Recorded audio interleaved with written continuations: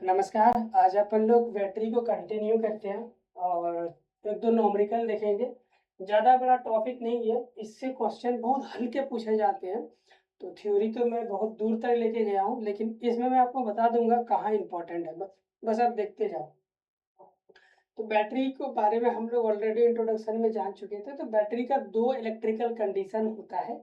Battery को अपने को बाहर से चार्ज करना पड़ता है, जब चार्ज हो जाता है फिर उसी चार्ज बैटरी से हम लोग आउटपुट बल्ब वगैरह फैन पंखा चलाते हैं।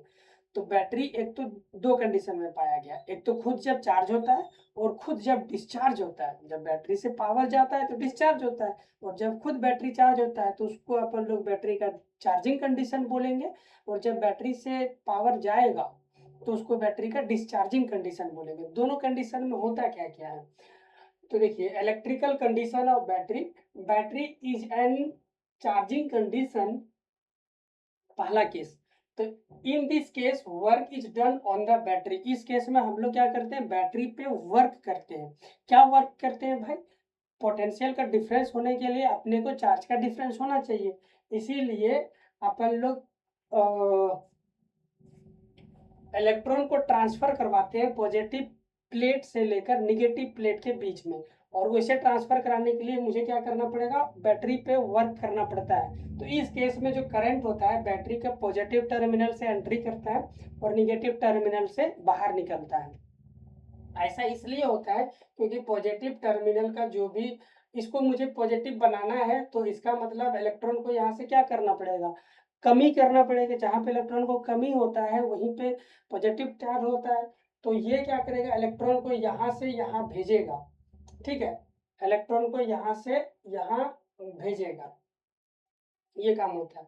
तो अपन लोग सर्किट में जब भी देखेंगे ऐसा डायग्राम यदि बना हुआ है और करंट पॉजिटिव टर्मिनल से एंट्री हो रहा है तो मतलब समझ लेंगे कि बैटरी मेरा चार्ज कंडीशन में है।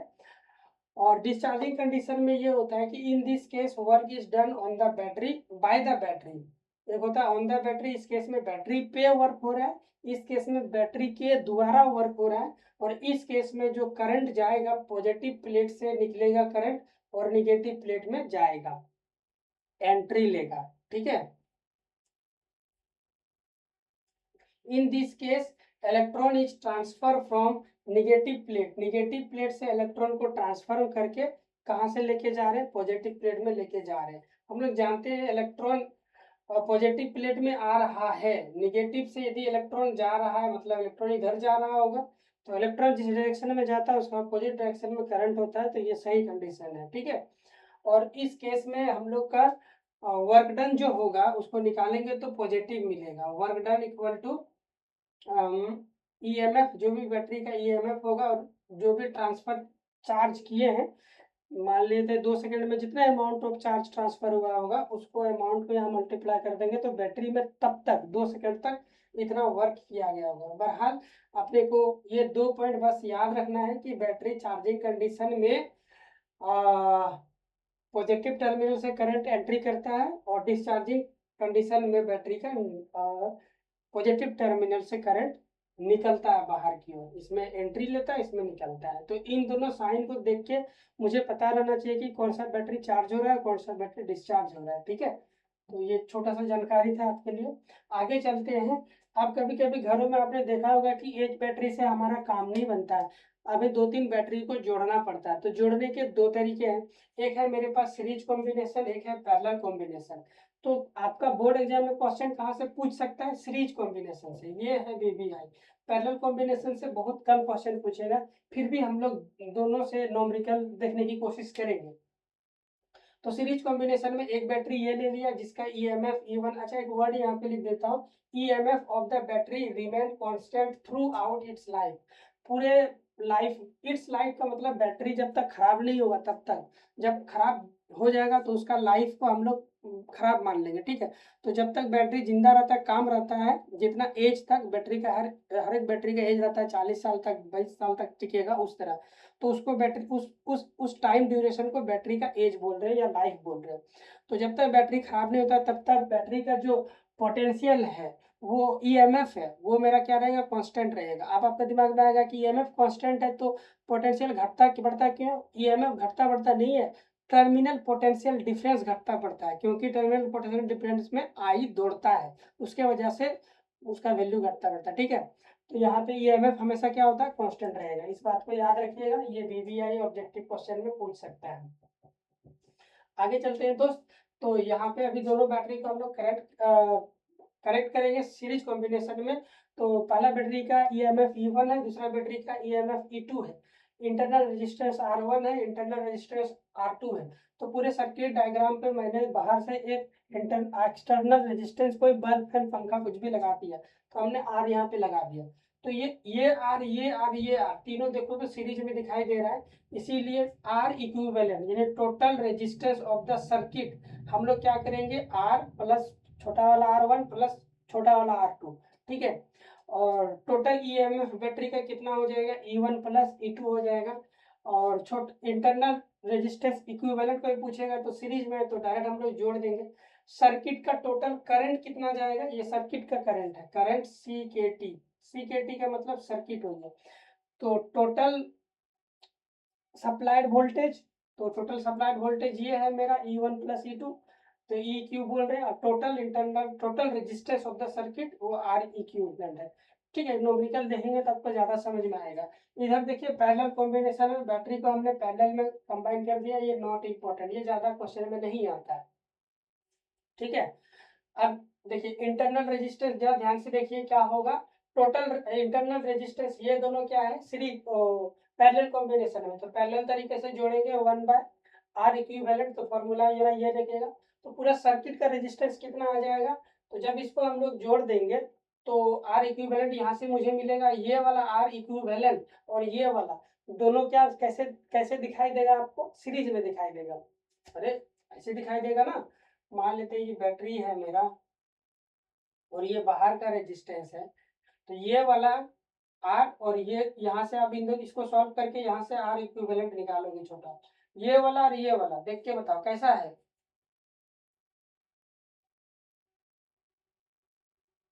सीरीज में है ना ये दोनों रेजिस्टेंस। ठीक है, इसीलिए अपन लोग इन दोनों को बाद में क्या करेंगे, डायरेक्ट जोड़ देंगे। तो मान लेते हैं दोनों में से कोई ईएमएफ बड़ा है।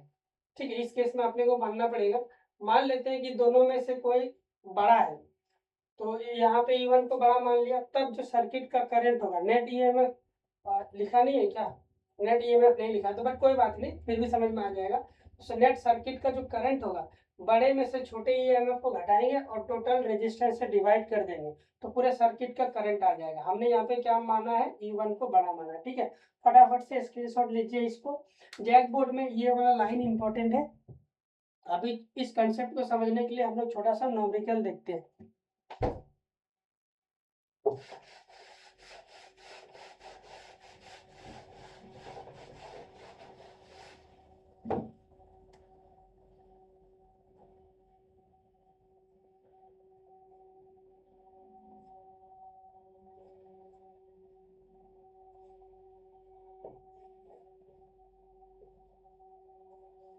ठीक है, ये मेरा 1 ओम है, ये मेरा 2 ओम है, और ये भी मेरा 2 ओम है, और ये 1.5 वोल्ट है, ये 1.5 वोल्ट है।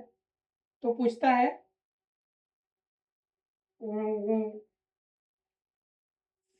करंट कितना होगा, सर्किट का करंट कितना होगा, इक्वल टू व्हाट, ये पूछ रहा है। ठीक है, तो अपन लोग जानते हैं सर्किट का करंट आई बराबर ओम्स लॉ से हम लोग जानते हैं क्या होगा, ई इक्विवेलेंट अपॉन आर इक्विवेलेंट। तो ई इक्विवेलेंट सीरीज में है तो डायरेक्ट दोनों के जोड़ देंगे, अब इधर बताया इक्विवेलेंट, जोड़ेंगे तो क्या होगा, आप 1.5 इंटू 1.5 प्लस 1.5 3 हो गया, और आर इक्विवेलेंट ये भी तीनों सीरीज में है, तो इसको जोड़ेंगे तो 2 जोड़ 2 और 1 5, ये 5 हो गया, इतना एम्पियर हमारा क्या हो गया, आंसर हो गया। ठीक है, यहाँ तक कोई दिक्कत नहीं होना चाहिए। एक अगला क्वेश्चन देखते हैं। देखो क्वेश्चन कितना छोटा छोटा है दोस्त, बट वो थ्योरी थोड़ा सा हमें बड़ा लगता है। अगला क्वेश्चन है, गिवन है क्वेश्चन में क्या गिवन है, battery of 10 volt, battery internal resistance R, battery का ईएमएफ दिया हुआ है 10 वोल्ट, इंटरनल रेजिस्टेंस दिया हुआ है 3 ओम और कनेक्टेड टू ए रजिस्टर के थ्रू कनेक्ट होता है। If the current through the circuit is, जो भी सर्किट का करंट है CKT वो है मेरा 0.5 ampere. What is the resistance of the conductor, तो बाहर से जो कंडक्टर एक जोड़ा गया है उसका रेजिस्टेंस का मान क्या होगा। कंडक्टर, ठीक है।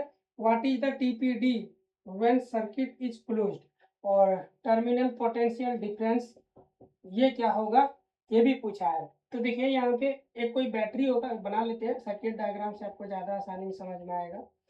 तो ये है मेरा एक एक्सटर्नल रजिस्टेंस जिसका R है, और TPD किसको बोलते हैं, जब मेरा करंट दौड़ता है तो ये यहाँ से और यहाँ तक के पोटेंशियल के डिफरेंस को अपन लोग TPD बोलते हैं। TPD, क्योंकि करंट दौड़ रहा है इसका मतलब ये जो इंटरनल रेजिस्टेंस है इससे पोटेंशियल का ड्रॉप होके घट के मिलेगा। याद है TPD आपको बताया था, TPD बराबर फॉर्मूला होता है EMF माइनस I इंटू छोटा वाला है, क्योंकि जो TPD होता है पोटेंशियल डिफरेंस ये छोटा होता है EMF से, ठीक है। इतनी सी छोटी कहानी है। तो अपन लोग देखेंगे तो ये रेजिस्टेंस और ये रेजिस्टेंस कैसा है भाई, सीरीज में है। तो अपन लोग R इक्विवेलेंट लिखेंगे तो क्या मिलेगा, छोटा वाला R प्लस बड़ा वाला R। छोटा वाला R का मान दिया हुआ है 3 और प्लस में बड़ा वाला R का मान को R ही माने। और तब अपन लोग EMF कितना दिया हुआ है, EMF हमारा दिया हुआ है 10 वोल्ट, ठीक है। तो I बराबर सर्किट का कितना आ जाएगा, EMF अपॉन R इक्विवेलेंट है यहाँ 3 प्लस R, और I का मान 0.5 दिया हुआ है, EMF का मान दिया हुआ है 10 वोल्ट और 3 प्लस R। इसको सॉल्व करेंगे, इसको इधर भेज देंगे, और ये दिख रहा है ना, अरे दिख तो पूरा स्पेस है, तो यहीं पे सॉल्व करते हैं। इसको इधर भेजेंगे, इसको नीचे भेजेंगे। 3 प्लस R इक्वल टू 10 बटा 0.5, ये पॉइंट उड़ेगा ऊपर 10 जाएगा, 5 दूना 10 हो जाएगा, 10 दूना 20, और ये 3 उधर जाके घटेगा, तो R बराबर 20 में 3 घट गया तो 17 ओम बचा। यहाँ तो कोई दिक्कत, 17 ओम दिखाई नहीं दे रहा है, तो 17 ओम यहाँ लिख देता हूँ। R बराबर कितना बचेगा, 17 ओम। R मेरे को पता चल गया। अब TPD कैलकुलेट करना है। एक केस तो ये आंसर मिल गया, TPD टर्मिनल पोटेंशियल डिफरेंस, इसको तो हम लोग जानते हैं। EMF माइनस क्या होता है, I इंटू R होता है। EMF 10 दिया हुआ है, I का मान 0.5 दिया हुआ है और R का मान 3 दिया हुआ है। ये इसको सॉल्व करेंगे, 10 5 या 15, 1.5 8.5 इतना वोल्ट आ जाएगा टर्मिनल पोटेंशियल डिफरेंस, ठीक है। यहाँ तक कोई दिक्कत होगा तो बोलिए, कोई प्रॉब्लम नहीं है, मस्त। अब जरा टाइम देख लेते हैं। इतने छोटे छोटे नॉमरिकल वगैरह पूछने का होगा तो पूछेगा। 13 मिनट ही हुआ है, तो एक दो नॉमरिकल और देखा जा सकता है, उसको भी देख लेते हैं।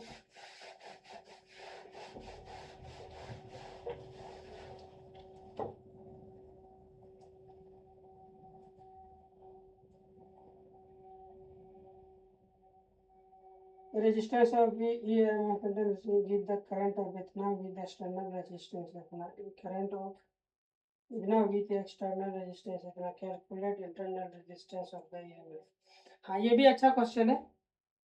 देखिए कहता है क्वेश्चन में गिवन है किसी बैटरी का जो EMF है वो मेरा क्या है, E है, और इंटरनल रेजिस्टेंस जो है I, इंटरनल रेजिस्टेंस जो है मेरा वो स्मॉल r है।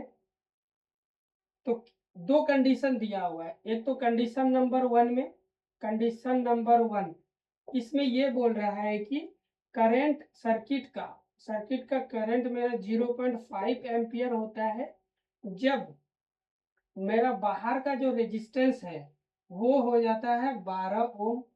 और कंडीशन नंबर 2 ये दिया हुआ है, सर्किट का जो करंट है वो हो जाता है मेरा 0.25 एम्पियर, और जब रेजिस्टेंस मेरा बाहर का 25 ओम होता है।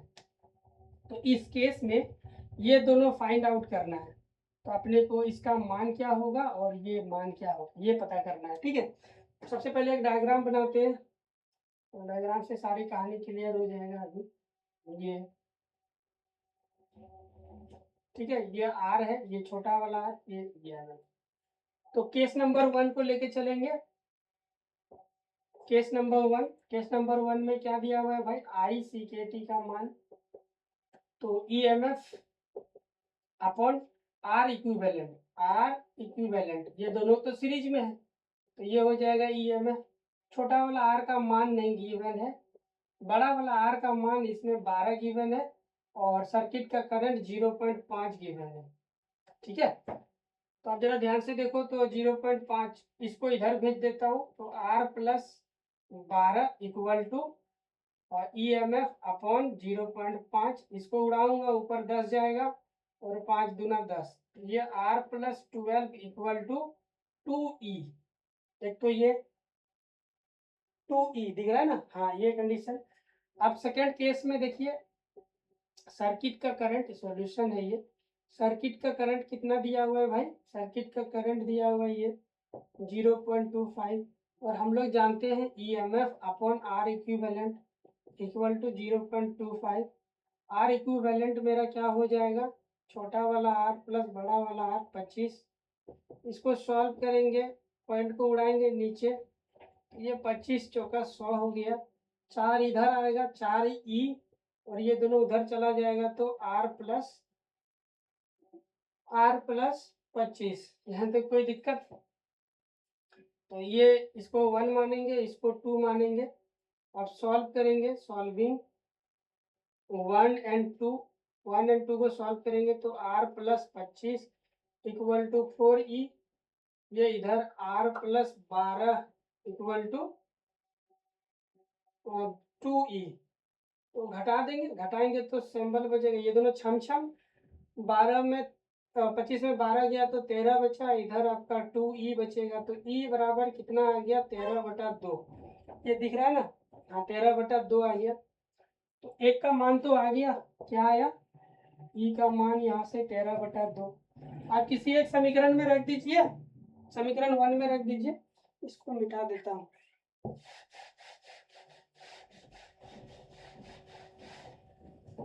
इसको मिटा देता हूँ, आप जरा ध्यान से देखिए, 1 में इसको रखेंगे तो r plus 12 equal to E M F into 2 times r equal to 12, E M F का मान 13/2 गुना 2, छम हो गया, r इक्वल टू 13 प्लस 12, और माइनस हो गया यहाँ पे, इसको इधर भेज दिया माइनस, तो ये हो गया 1 ओम। तो इंटरनल रेजिस्टेंस कितना आ गया मेरे पास, r इक्वल टू 1 ओम। कोई दिक्कत है तो बताएं। ठीक है, सो आज की सभा को हम लोग यहीं पे समाप्त करते हैं। नेक्स्ट वीडियो लेक्चर में हम लोग स्टार्ट करेंगे इलेक्ट्रिकल कंडीशन नहीं, इलेक्ट्रिकल फॉर्म ऑफ करंट, या इलेक्ट्रिकल एनर्जी का फॉर्म ऑफ करंट। अभी तक हमने पढ़ा कि करंट कैसे मूव करता है, क्या वजह वगैरह वगैरह। अब वो करंट का इस्तेमाल करके हम लोग बल्ब वगैरह जलाएंगे तो कितना पावर मिलेगा, ये सब वगैरह, तो उसको बोलते हैं electrical energy condition of the current. ठीक है, नेक्स्ट वीडियो लेक्चर से स्टार्ट करेंगे उसको, तो आप इसका एक बार स्क्रीनशॉट ले लीजिए। Thank you so much.